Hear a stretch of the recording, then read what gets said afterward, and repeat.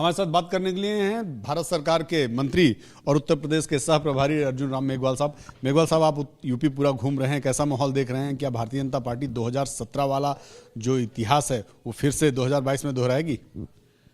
देखिए, हम प्रचंड बहुमत से पुणे आ रहे हैं, इसमें कोई शक नहीं है।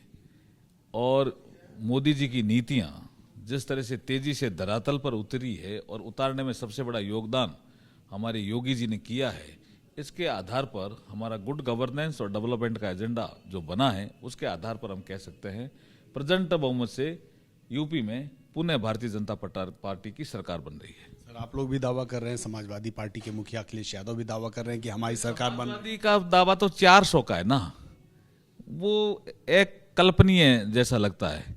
हमारा जो दावा है, हम 300 पार की बात कर रहे हैं। क्या लगता है कि जो अभी तक 5 चरण हो गए हैं चुनाव, इनमें भारतीय जनता पार्टी अपने आप कहाँ खड़ा पाती है? इन 5 चरणों में भी बहुमत सिद्ध हो रहा है, ऐसा हमें लग रहा है। मैं तो ब्रज क्षेत्र में विशेष मैंने काम जिम्मेवारी एज ए प्रभारी के नाते संभाली थी, तो मैं तो आपको कह सकता हूं कि ब्रज क्षेत्र में बहुत अच्छा रिजल्ट रहने वाला है। मैं करीब करीब सभी सीटों पे गया हूं, 65 की 65 सीटों पे मैंने विजिट किया है। इसके आधार पर कह सकता हूं, ग्राउंड रियलिटी के आधार पर कह सकता हूं कि प्रचंड बहुमत से यूपी में सरकार बन रही है। मेघवाल साहब, एक अंतिम सवाल मुझे पूछना है, चूंकि यूक्रेन का और रसिया का जो मामला है वो पूरे अंतर्राष्ट्रीय मसला हो चुका है, सभी देशों की निगाहें उसमें है।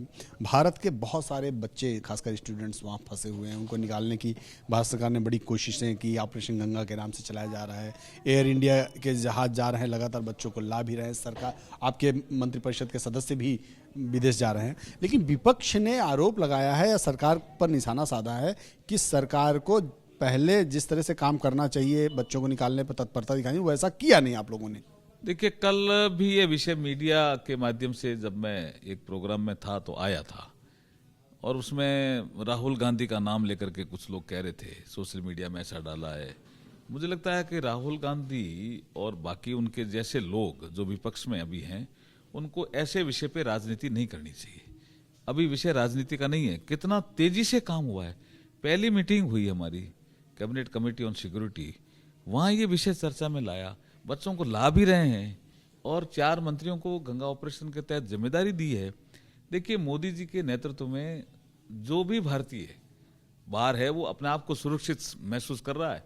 झंडा कहीं दिख गया ना, तो वहाँ भी वहाँ के लोगों ने मदद की है, इंडिया का झंडा है। तो ये मोदी जी के नेतृत्व में जो पूरे संसार में मान और सम्मान भारत का बढ़ा है। कुछ ऐसे वीडियो जिसमें बच्चों के साथ ये जो विपक्ष का अभी इस समय राजनीति करना, मैं ये कह रहा हूँ, बार बार ठीक नहीं है।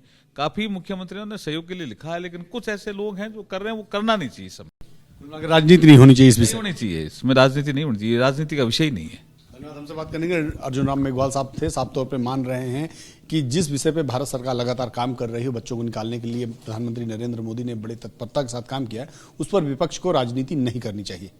कैमरामैन राजेश कुमार के साथ नीरज पांडे, वीपी न्यूज, वाराणसी।